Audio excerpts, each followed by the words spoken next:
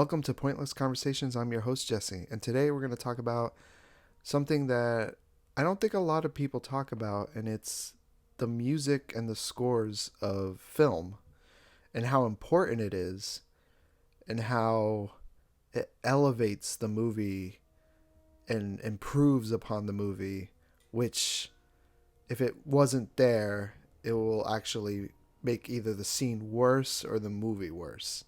So I feel like music and scores in movies kind of enhances scenes or makes you feel something or it makes you scared of something. Music brings out emotions, and I feel like a good score for a movie has to bring out emotions out of you. And I'm going to talk about one of my favorite composer for movies and all-time great.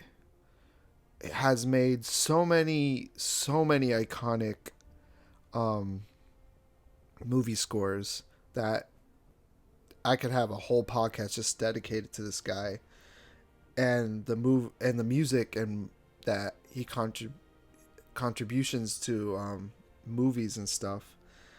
John Williams. John Williams has scored some of my favorite movies of all time. Starting with Star Wars. I mean, what can we say? He scored literally all 9 movies, and for the most part, all super memorable. You start with the original trilogy with the opening theme of Star Wars is iconic onto itself. Then you get that iconic musical, the Force theme. When Luke is out looking at the two twin suns in the desert, that music elevates that scene. Without that music in that scene, it wouldn't work. It would just be a dude looking out in the sky. But because of that music, that scene is so memorable and iconic. And if you hear that musical cue anywhere, you instantly know that's from Star Wars. Then you have the Darth Vader theme that's iconic onto itself. You have Yoda.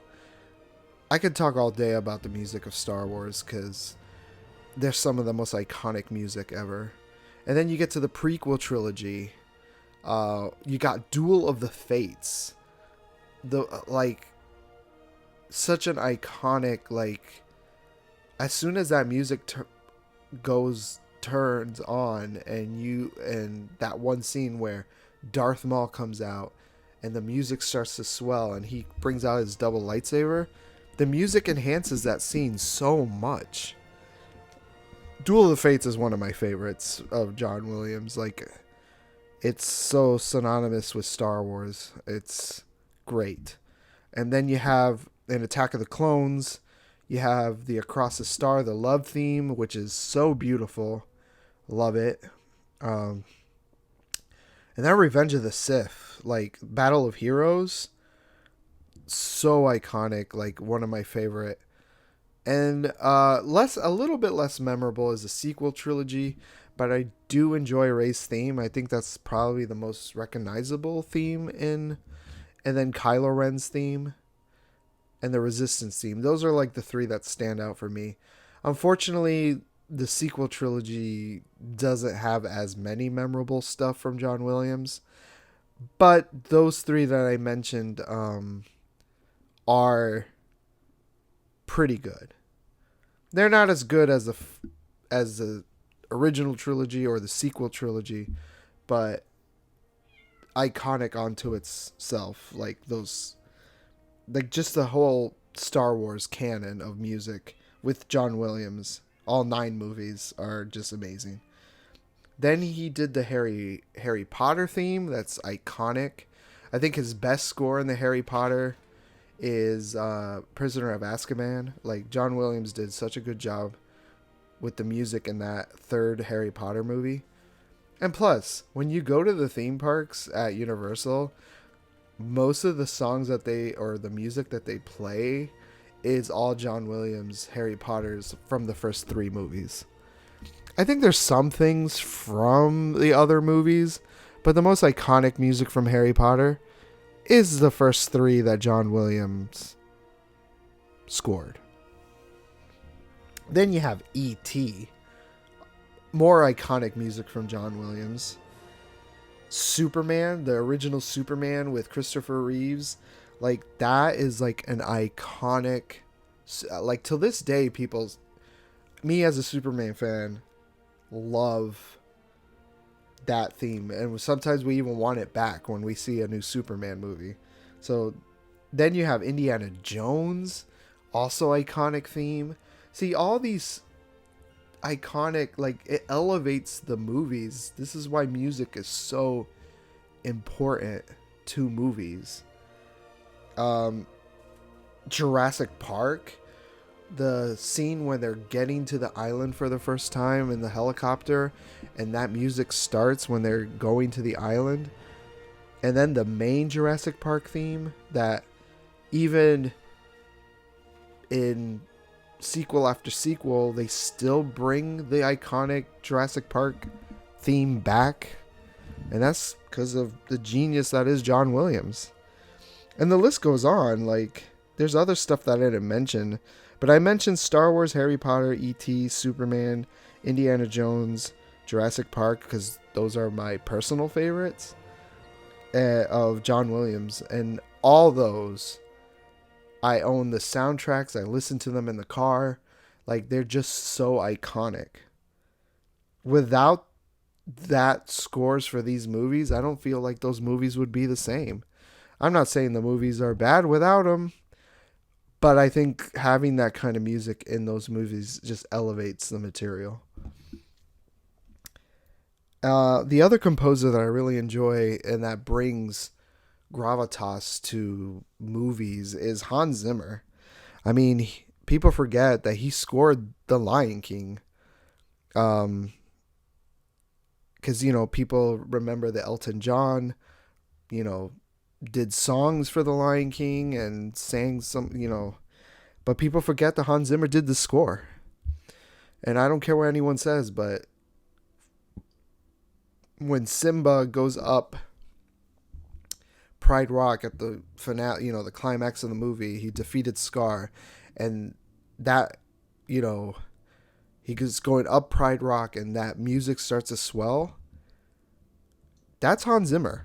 That's his score, and it's so beautiful, that music, that just imagine that scene without the music. It wouldn't be the same. It would not be the same. It wouldn't have the combination of the powerful imagery and that music combined together. It's what elevates that scene, because, again, music is the oxygen of the movie. Without it, it just wouldn't work. And that part of Lion King is just, it makes me teary-eyed. And that's the best kind of music. It's supposed to bring out an emotion out of you. And I think Hans Zimmer does that with Lion King. Another one is that I want to mention is his score for Man of Steel. Is whatever you think of the movie, whether you loved it or hate it, you have to admit that the score for that movie is amazing. I think his score for Batman v Superman was also pretty good, but Man of Steel is where it's at. Yeah, Hans Zimmer did such a good job with that. It's so epic. So epic. And he also did The Dark Knight. He did the Dark Knight trilogy. That iconic Joker theme. Heath Ledger's Joker.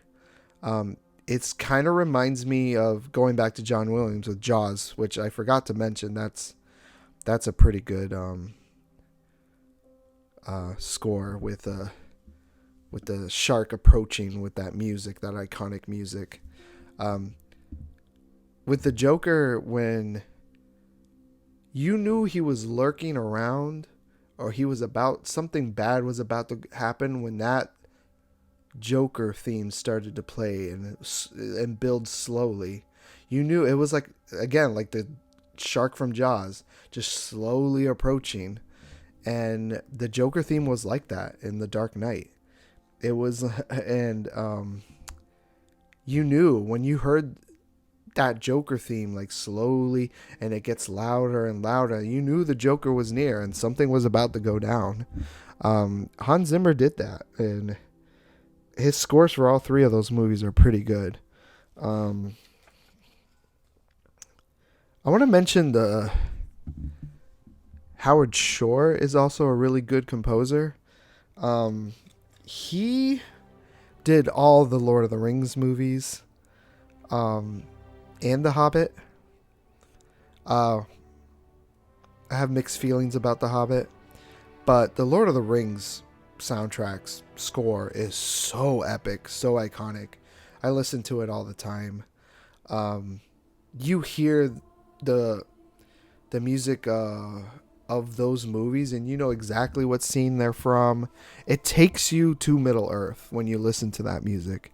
And again, the best kind of scores are the ones that transport you to a different world. The Lord of the Rings is a good example of great score. That entire trilogy, and to a certain extent, The Hobbit. I have mixed feelings about The Hobbit. Just great.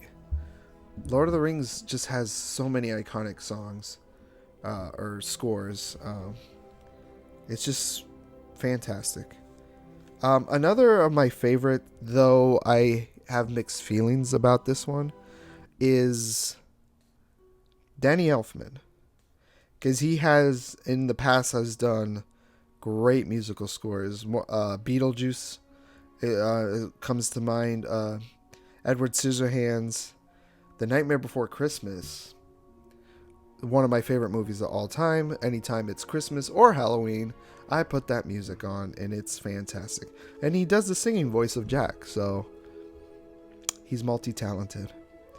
The Batman 89 with Michael Keaton and Joker, Jack Nicholson. That iconic Batman theme, that was Danny Elfman. He also did The Simpsons. Again, so iconic. Edward Scissorhands. Beautiful music in that. It's but then he also, the thing about him though is that he also does a couple projects that you could see that he's just phoning it in. So Danny Elfman doesn't have the greatest track record of iconic music, but he does have a few that I think are iconic. It's mostly when he works with Tim Burton that it seems to work, but then Tim Burton has fallen off a little bit. He's not what he used to be. But yeah,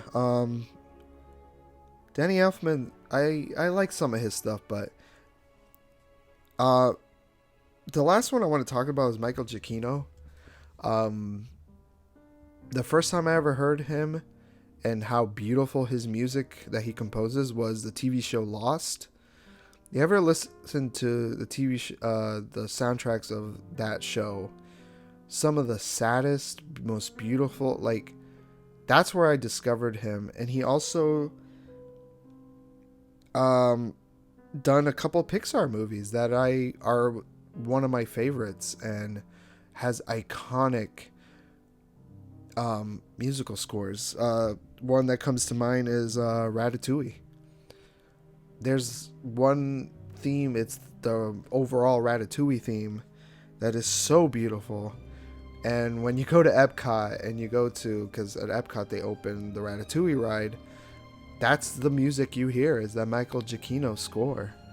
And it's, every time I hear it, it makes me tear up because it's such a beautiful music. The Incredibles has that 60s James Bond vibe that I love. He also did that. All these Up, come on, like that. I think the track is called Married Life, where they do the whole montage of him with his wife, and you know the rest. Iconic. He won an Oscar for that. Inside Out, also beautifully scored. And then the most recent one that I love, like I play this on repeat because I'm a huge Batman fan, is The Batman. The Batman score is so good. I don't know why not more people are talking about how great the Batman score is. And Michael Giacchino did that. Just an example, like the Batman theme, the actual theme for Batman is now like you hear it and you know it's from that movie. They played it in a trailer and it just, oh my god, when you see that on the big screen and the music swells and it like it's so powerful. It just screams Batman. And then the Catwoman theme, so like film noir, which that's literally the feel of the movie. Classy. It felt like you were going into like an old 1940s like detective like vibe with Catwoman's theme, and then the creepy Riddler theme. Like everything, all the scores, all the music of the Batman, that's like the most recent thing that he's done, has been incredible. Like I don't know like how, like yeah, it's just incredible. It's probably the score I'm listening to the most, and that movie's been out for a long time, but I'm still obsessed with it. I hope he comes back to do the Batman 2. Um, Another one that I recently thought was great, but a little bit on the depressing side, but it's still really good. I think she won an Oscar for this too, but I can't remember her name. But it's who the woman who scored Joker. Yeah, the music in that is a little bit sad, a little bit depressing, but beautiful at the same time. And I'm such a nerd. Like all the music that I just mentioned from all these composers, you know, John Williams, Hans Zimmer, Danny Elfman, Michael Giacchino, and there's probably a couple that I'm currently not mentioning, that probably should be mentioned, but at the top of my head, I just can't remember them. It just all those just make the movie better. And you know what? When there's certain movie franchises that lack a memorable theme or a memorable like music or something, it's noticeable. One that comes to mind is the Marvel Cinematic Universe, the MCU. With all the iconic heroes that they have, they should have had iconic music to go with it. But the music in the Marvel movies are as bland and boring, and the only memorable music that you get in the Marvel universe is the Avengers theme, which they play over and over and over again on a loop because that's the only one people recognize. If you play that, you're like, yeah, that's the Avengers theme. That's it. Everything else is like forgettable. And I don't understand why. Those movies are pretty good. Everyone likes those movies. But for some reason, the music in those movies are just paint by the numbers boring.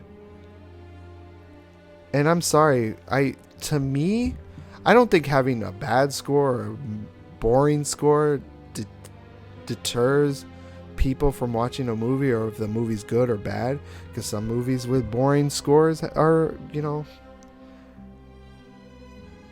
they're good movies, but the scores weren't. But I just feel like if the two together just elevates the entire project. Before I end this, there's another composer that I can't remember his name right now. Yeah, I think his name is Joe Hasashi. I can't. I'm probably butchering that. Um, but he's a Japanese composer, and he scored some of my favorite Studio Ghibli films. The Hayao Miyazaki films, Spirited Away, Howl's Moving Castle, Ponyo.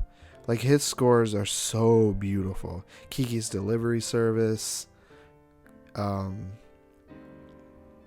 his scores are so beautiful. Yeah, and I just think it's very important that music is very important to film, and I just wanted to come here and talk about how important films are and talk about my favorite film scores. I hope you enjoyed this podcast, and see you some other time. Bye.